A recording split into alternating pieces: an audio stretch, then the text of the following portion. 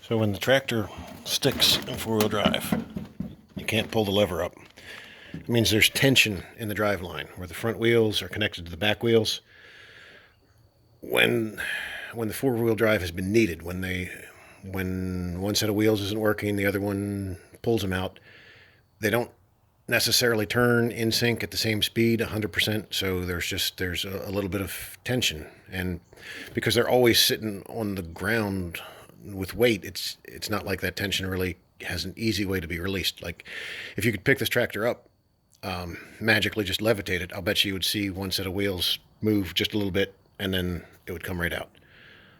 But you're trapped with one differential trying to go slightly faster than the other.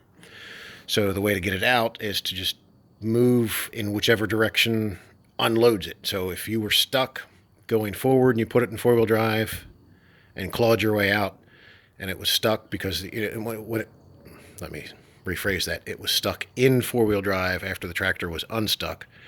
What you need to do is put it in reverse, and you may have to give it a little throttle or even pop the clutch just a little bit in reverse, and then that'll take the tension out of the drive line. And do that as you're pulling up on the four-wheel drive lever, and it should come right out. On the other hand, if you were stuck backing up and you needed four-wheel drive to get you out going backwards, you want to release the tension by going forwards. Another thing that can make it get stuck in four-wheel drive, even if you're not really working it hard, if you're not needing to use four-wheel drive, notice the front wheels are nice and new, plenty of tread on them. They're big. They're the size they were originally. The back tires are worn out.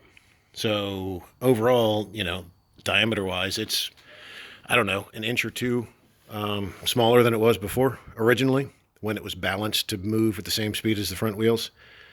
So that being the case, inch or two in diameter is what, 3 or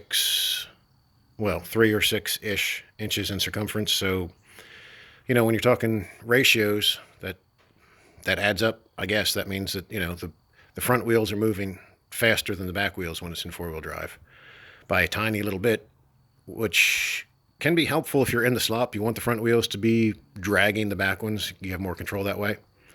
But if you're in the driveway or on hard ground, then the front wheels and the back wheels are fighting each other, and you get driveline, what we call wrapped up, or just tension in the driveline. So I did all my talking before I started it. Let's see if this tractor will start, and then we'll see if it'll come out.